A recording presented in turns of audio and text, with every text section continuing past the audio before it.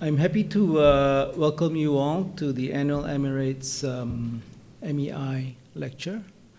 We have a great partnership with the Emirates NBD Bank, especially under the direction of Dr. Brian Shigar, the head of the bank. They sponsor an annual Emirates prize for the best undergraduate thesis in Singapore. And they are one of our strongest corporate partners and supporters. So we're very happy to have this partnership with Emirates Bank, and I'm sure it will grow from strength to strength in the coming years. Dr. Brian comes to many of our events and many events on campus. He's well known to us and well known in the Singapore business community. He comes from a family which has been in Singapore since the beginning, more or less, and still going strong. So very happy to have Ms. Khatijah Haq give us a lecture today on economics and finance in the Gulf and hopefully in Asia. I'd like to welcome Ms. Khatijah and Dr. Brian Shigar to run the program. Thank you.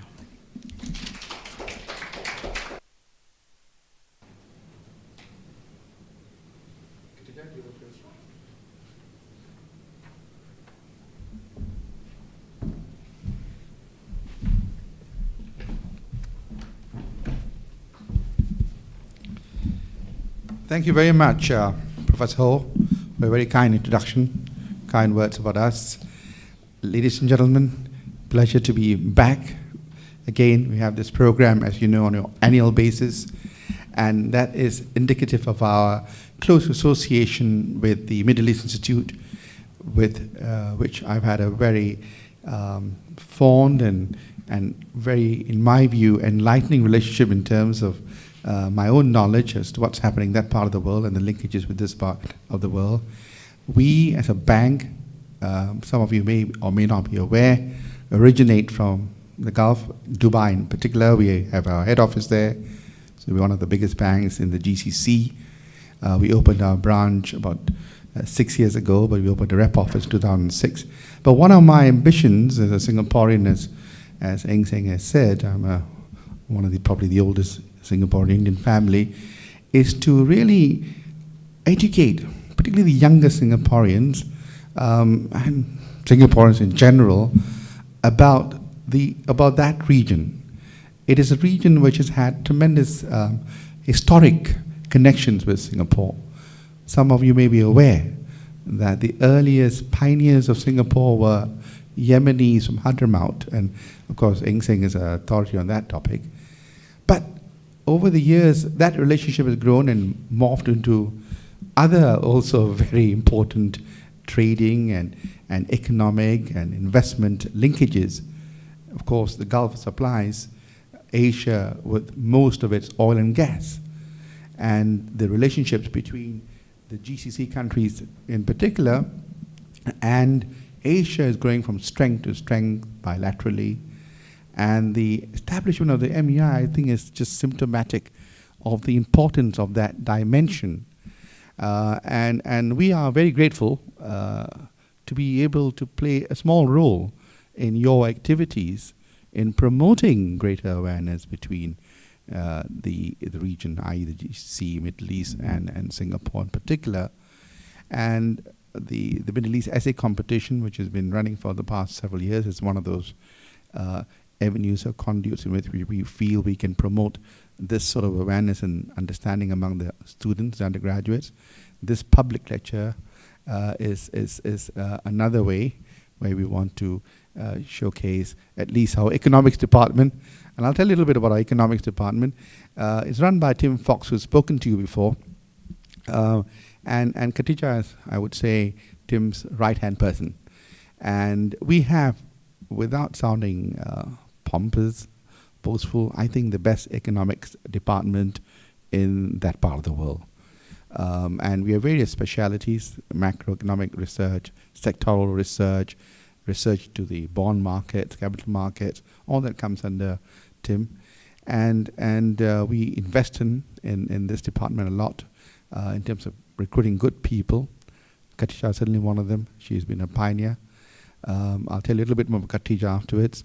And we are very proud of this, and we're very happy to be able to sort of share the availability of this resource and expertise with people in Singapore through the form of this public lecture, at least, particularly on the economic front.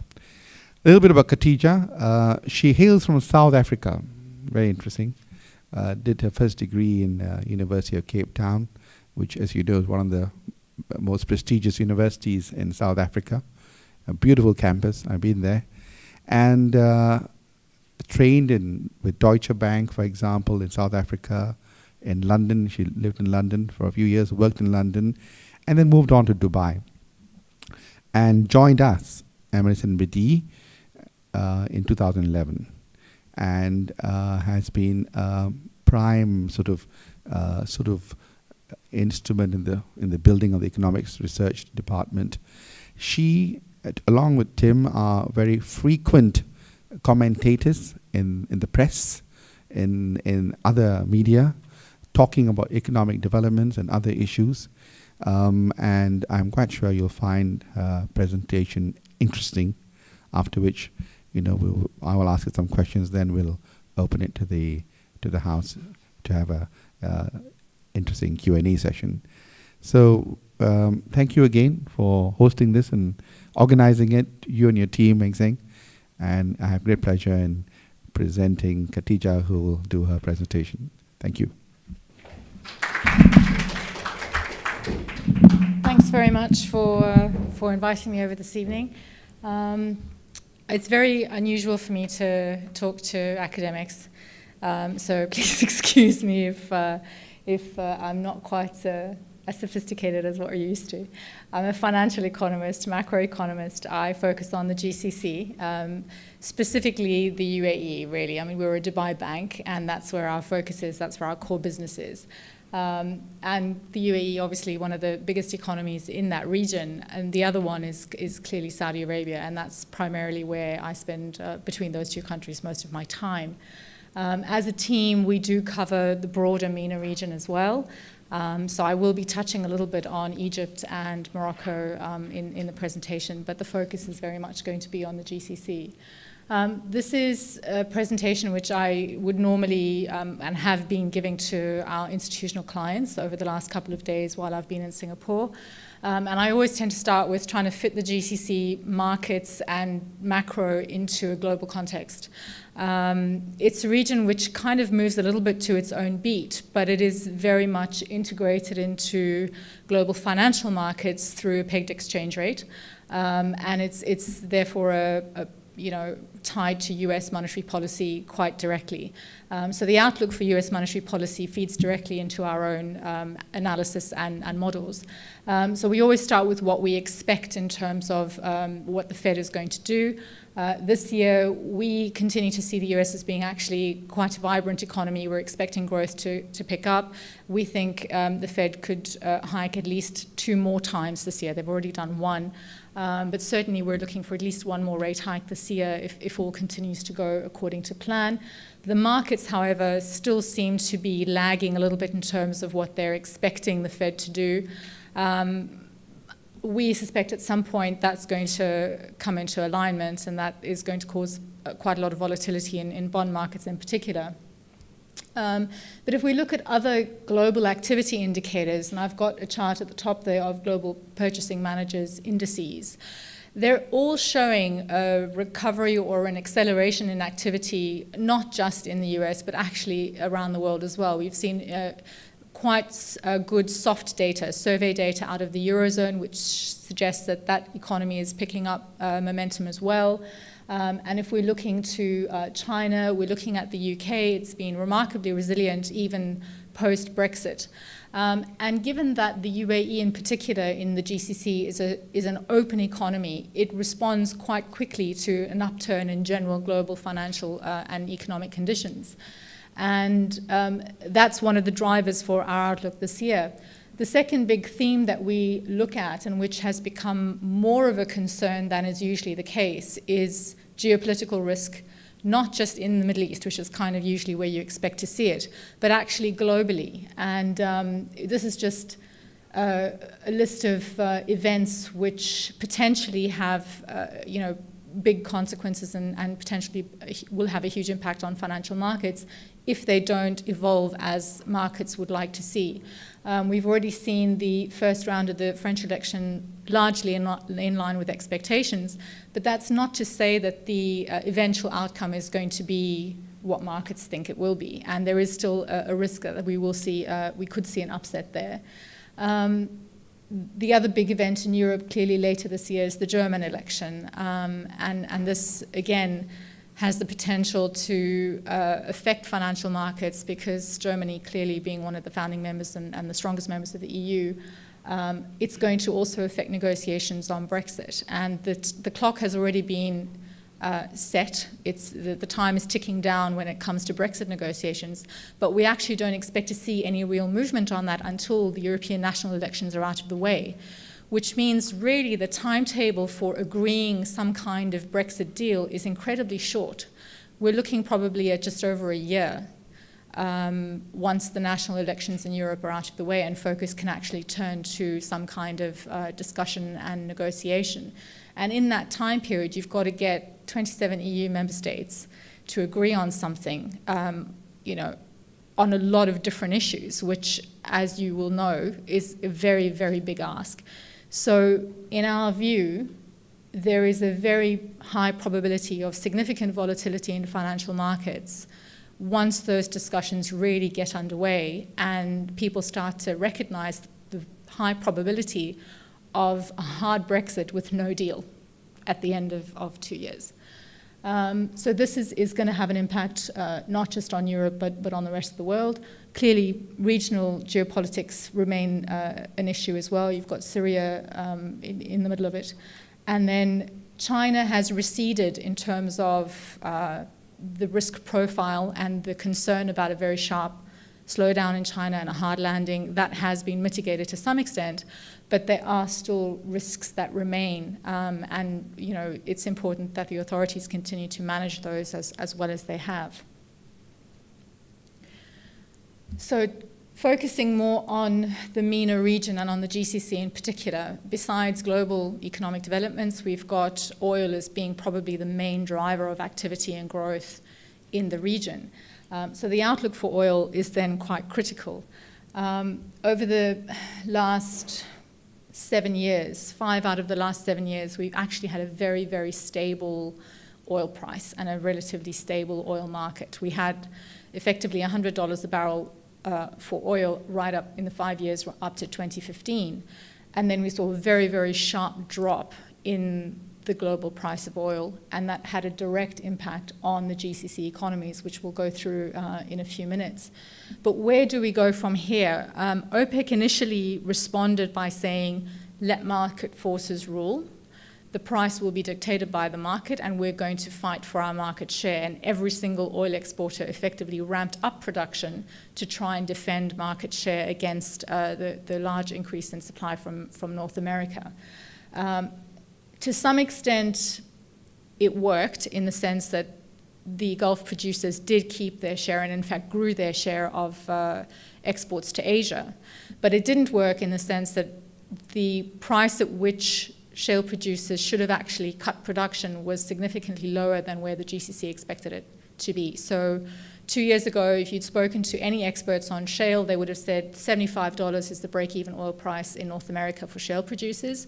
If you see oil prices fall below 65, that's it. People have to shut up shop and production should decline. Oil went as low as $30 a barrel in the first quarter of last year, and there were certainly a number of rigs that were closed, but a lot of producers were still able to continue to produce oil in that environment. We did see attrition in 2016 in terms of the output of US crude oil, and we did see a significant drop in the number of active oil rigs. But since the fourth quarter of last year, when OPEC actually said, okay, perhaps this has taken a really long time, the costs to the budgets in the GCC were significant and the pain was becoming severe, not necessarily for the GCC, but for other oil producers that did not have the resources that most of the Gulf states did have. We're looking at African oil producers, Iran, Iraq. Those countries were really feeling the pain, and it was agreed that OPEC needed to try and do something to speed up the adjustment and the reduction in excess supply of oil. So they agreed to cut output in November. That immediately had an impact on global oil markets, and we've since seen oil prices stabilize in the $50 to $55 a barrel range. Now, the problem is that while that strategy has worked to some extent in the short term, what we've seen since October last year is US oil rigs rising again. So effectively, all the rigs that were shut down in 2016 have now come back online. And we have not seen an adjustment in excess supply of crude inventories in the world. So we've seen prices come back a little bit. We've seen demand pick up a little bit. But the actual excess capacity or the stuff in storage hasn't gone down fast enough. So we're getting to the point, the agreement that was reached in November expires at the end of May. At that point, OPEC needs to decide whether it's going to renew it for another 6 months or whether they're going to resume maximizing output and allowing the market to set the price. At this point, it's unclear what they will decide to do. My view is that it makes no sense for OPEC to continue to limit its output when it's simply going to increase the space for other producers to come in and increase their supply. So I don't believe that that's a sustainable strategy.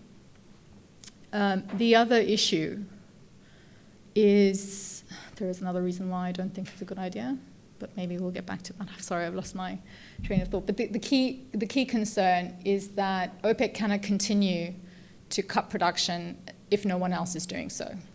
That does mean, though, that when it comes to our outlook for the oil price, we don't see further upside from these levels. If anything, we think the risks are for a correction in oil prices as production keeps rising. So we're looking really more at the downside risks from current levels of around 50 to 55.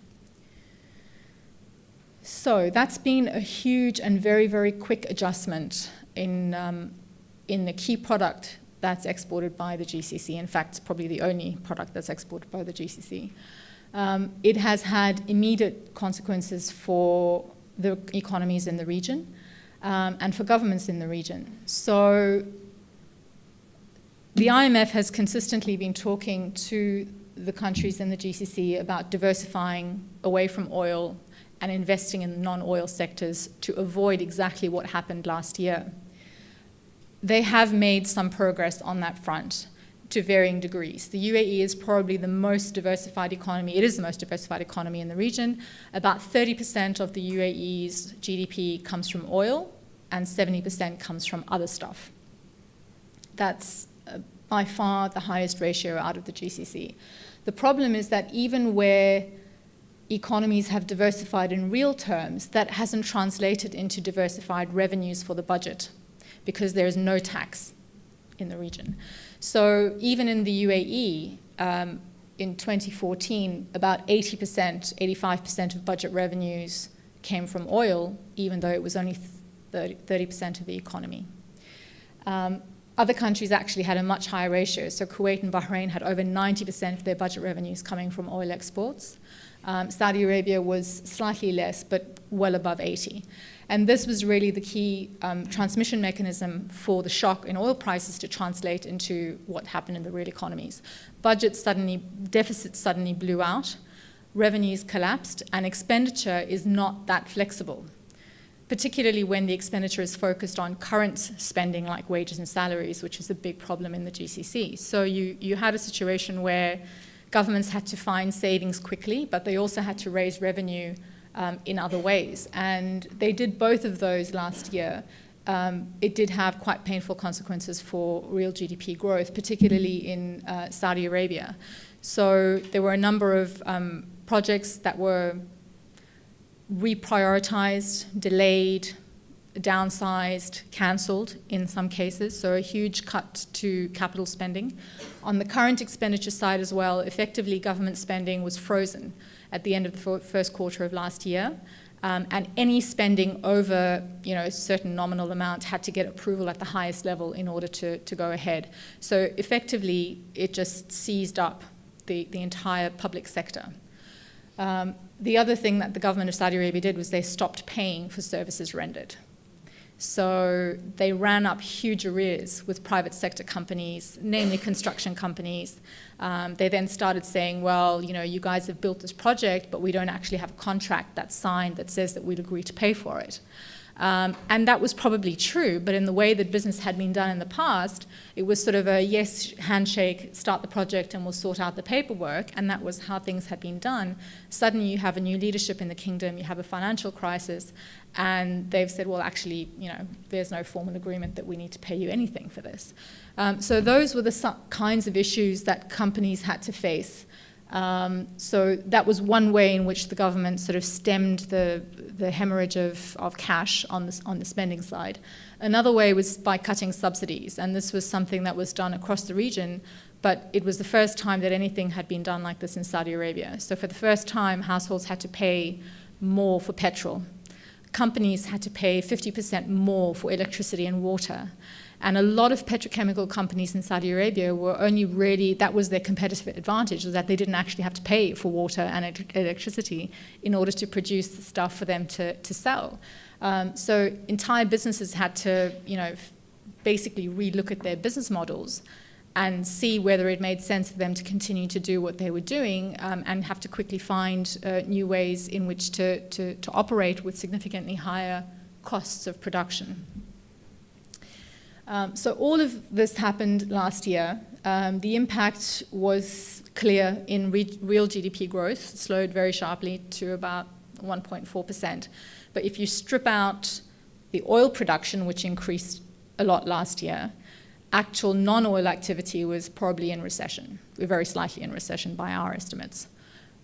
So that is a very big shock to businesses. It's a big shock to households as well, because they're facing higher costs, lower incomes, public sector wages were cut, and household spending plummeted. So you look at retail, we don't have retail sales data, but point of sale transaction data contracted last year on an annual basis.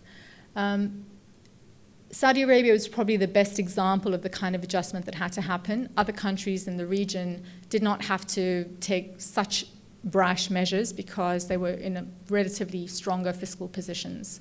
The UAE doesn't have as big a budget, and it has a significantly larger proportion of reserves, so they could actually withstand that shock reasonably well. Even in the UAE, there were higher energy prices and lower government spending. On the income side, in order to diversify revenues, governments in the region have been forced to raise taxes. They've been forced to implement non-oil taxes. There's a value-added tax that's coming into force in January 2018. That's going to be applied across the GCC. Saudi Arabia and the UAE will apply it from January 1. Other countries in the region have a year in order to get their system sorted out and apply that tax. But from the end of 2018, there will be a value-added tax on everything in the GCC. Fees for visas have been ratcheted up significantly. Any kind of expat service charge that can be increased was increased. So the burden has almost certainly fallen on expats.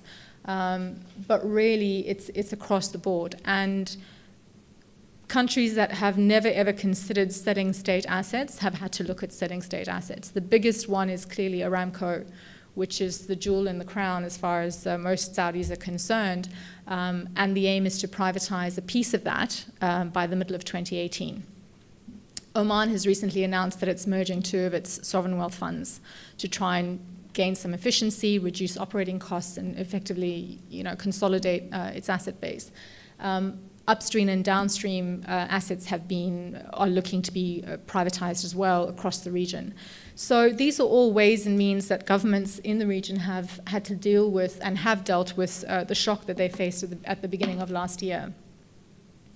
What about, I've touched on most of this already. What about 2017? Well, actually, given all the pain that was felt in 2016, 2017 is actually looking a lot better. Oil production is probably not going to contribute to headline growth because it'll have to remain broadly flat if OPEC continues to limit output. But the non-oil sectors are seeing some increase in activity. That's evident in the Purchasing Managers Index, which we do a survey for every month. Emirates NBD sponsors the PMIs for the GCC and for Egypt. And this is an important indicator. It's soft data, it's not hard data. The problem is there is no hard data in the GCC. So we're forced to rely on these kinds of surveys to get any sense of what's going on in a timely manner. And what that's showing is an increase in activity since the fourth quarter of last year. So volumes, activity, real activity is picking up, but that is masking a lot of what's going on under the surface. So if we look, for example, at the UAE, because it is a diversified economy, if we look at the retail sector, we've seen output rising, we've seen new work rising, but we've seen employment flat. There's been no change in employment over the last 18 months in the UAE. And we've also seen output costs, which are, or output prices rather, selling prices, which are the grey line, consistently below 50. That means businesses have been cutting their selling prices in order to move their stock and actually turn over their inventory. We've also seen that in the construction sector, and we've seen it in the hospitality sector. So what this is telling us is that businesses have had to compensate for a fixed exchange rate and a strong dollar and the erosion of their competitiveness by reducing their selling prices, even when their input costs are rising. So their margins have been squeezed, and they've been squeezed quite painfully. This is something that's not going to change in the next year or so because we're expecting the dollar to remain strong. If we're looking for the Fed to raise rates relative to Europe and relative to Japan and relative to the UK, then the dollar is going to remain strong. So that pressure is not going to go away. What it's forced companies in the region to do is to find savings. How are you going to increase output consistently, adapt to rising new orders consistently without taking on any new workers? Employment is flat.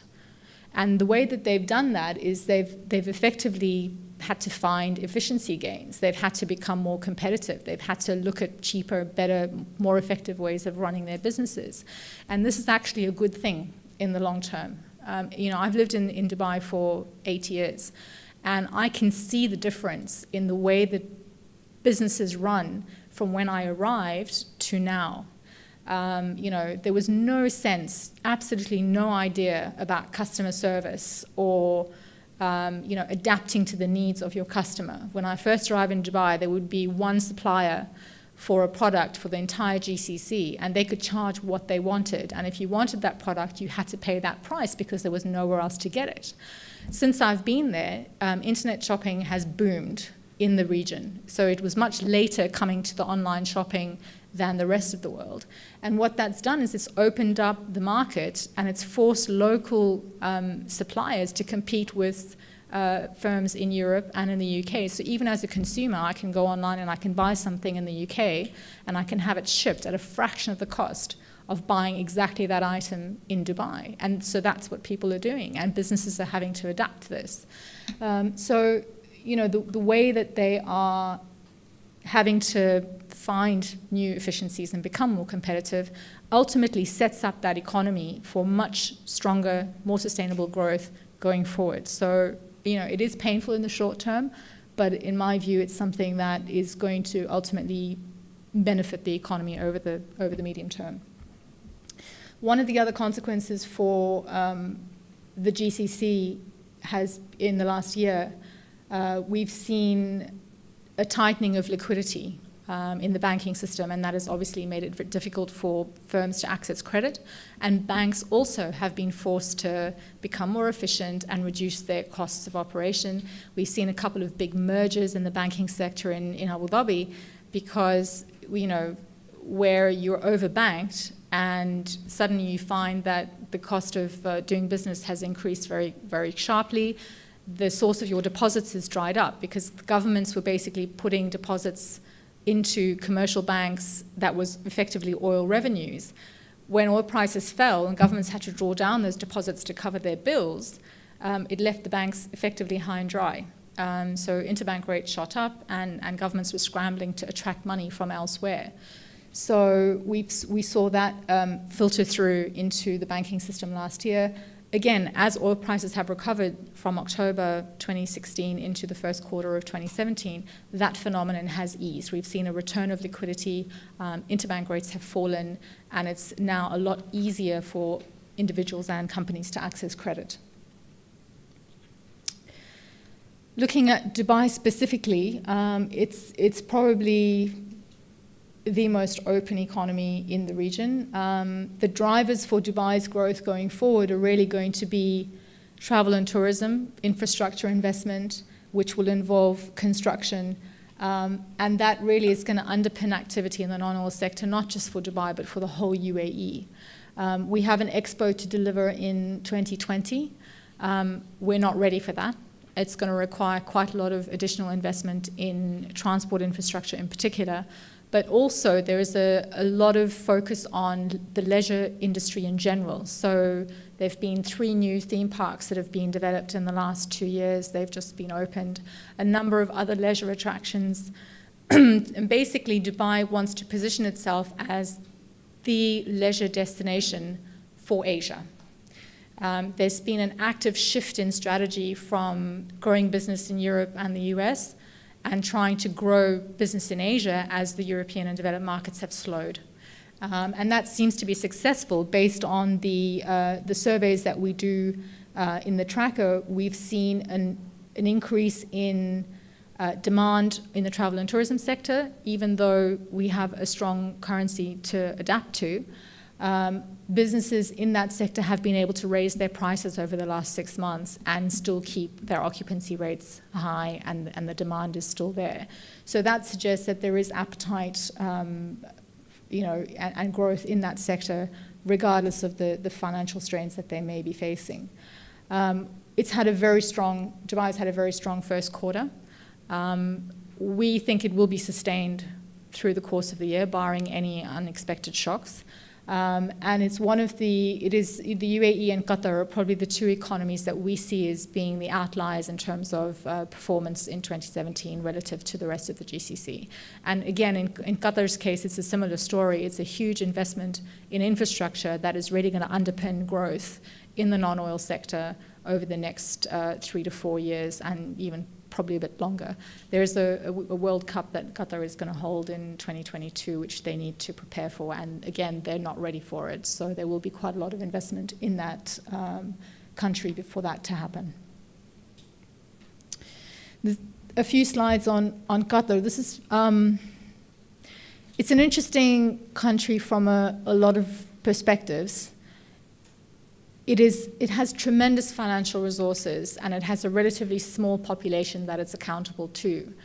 And so even though they have suffered, in terms of energy sector revenues, oil revenues, gas revenues, the budget deficit did blow out significantly last year, and they did have to cut spending.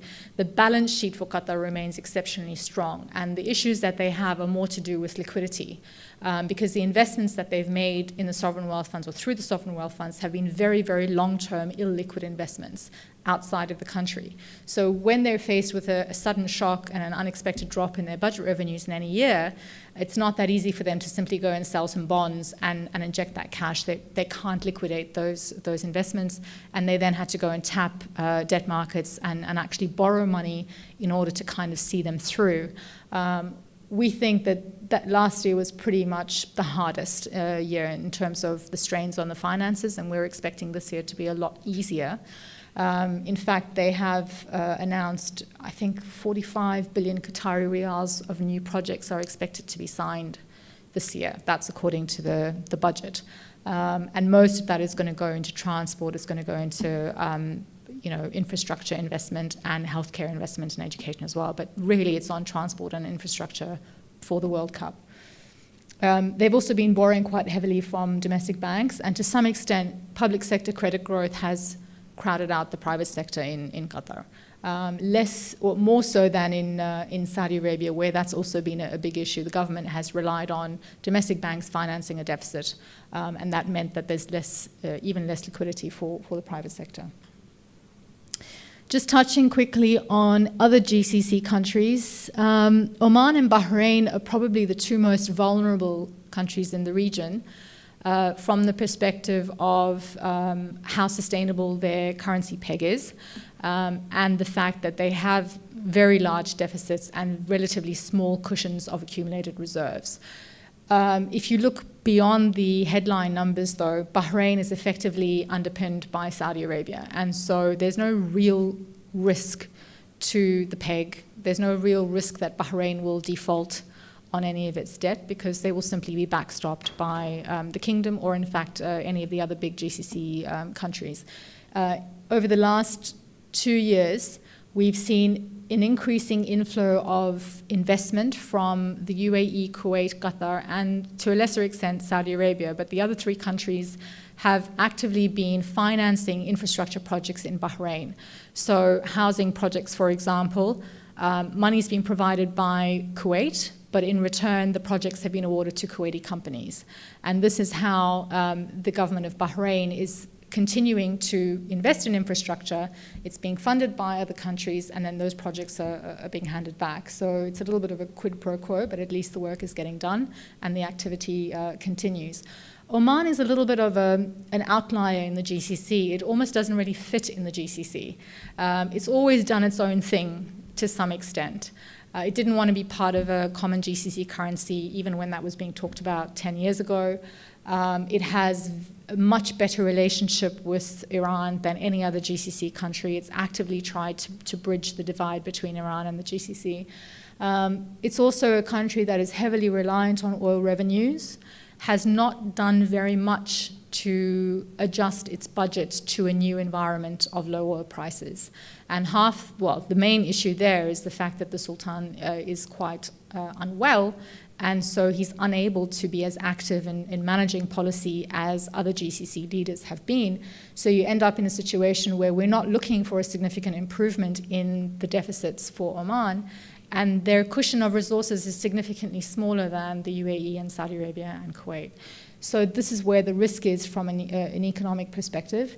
Again, though, if push came to shove, would the rest of the GCC deny Oman assistance if it got to the point where they couldn't defend the currency peg, or they had a huge liability due that they struggled to finance? I don't think that would be the case. I suspect the neighbors would step up. So yes, they are more risky, and that's reflected in their ratings. It's reflected in the yields that they're having to pay on borrowing. But at the same time, it's not an immediate risk that we think is imminent.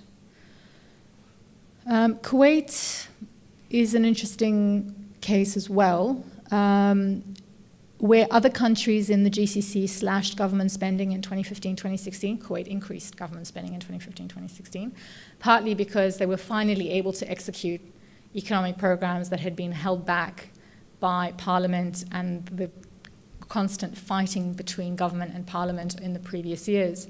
Kuwait has really not done very much in terms of economic development. Qatar was the fourth largest economy in the GCC a decade ago. It has overtaken Kuwait because Kuwait's just not done anything. We would hope to see that the increased momentum over the last couple of years is sustained, but again, it depends to a large extent on Parliament being willing to support the government in implementing its economic programs. This slide is really just looking at the external debt issuance. So if you look at the chart at the bottom right, it shows you just how big that rise in external debt issuance was last year. So the GCC went from being a net creditor to the world to being a slightly less net creditor to the world. They really had to go out and attract capital into the region to help them finance the big budget deficits in 2016. We expect this year to be similar in terms of debt issuance.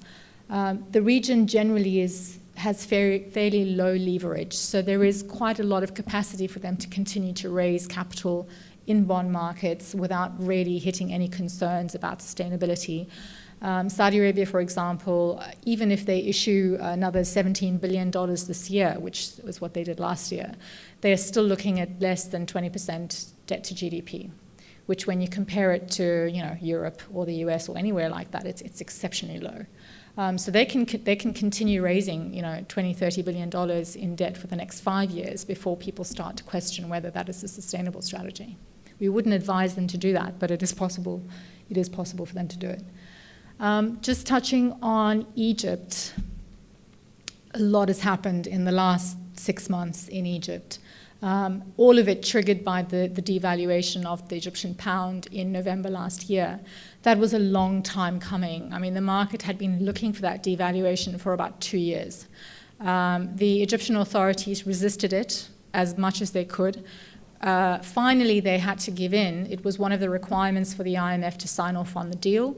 And that effectively unlocked not just investment from the IMF and the European Bank of Reconstruction and Development, all the other institutional lenders, but it also unlocked portfolio investment from hedge funds and other guys who were waiting for that devaluation to happen to make it attractive for them to go in and buy local Egyptian pound-denominated bills on the in Egypt. And you can see that, so the chart at the bottom there is the T-bills held by foreign customers, and you can see that that's picked up markedly since the devaluation in November. It's still nowhere near the kind of inflows that Egypt was used to getting a couple of years ago, but it's certainly a lot better than what they were doing before. And it's also allowed them to build up the level of foreign exchange reserves, which had reached critical levels, really, prior to the devaluation. So those two things are encouraging. It suggests that there is some level of confidence in the Egyptian economy for investors to come in and invest.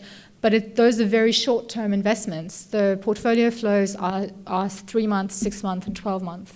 It's hot money, and that hot money can leave just as quickly as it arrived. So it's critical that the administration and the government in Egypt actually continues to make progress on the structural reforms that they need to if they want to sustain and increase those inflows into financial markets.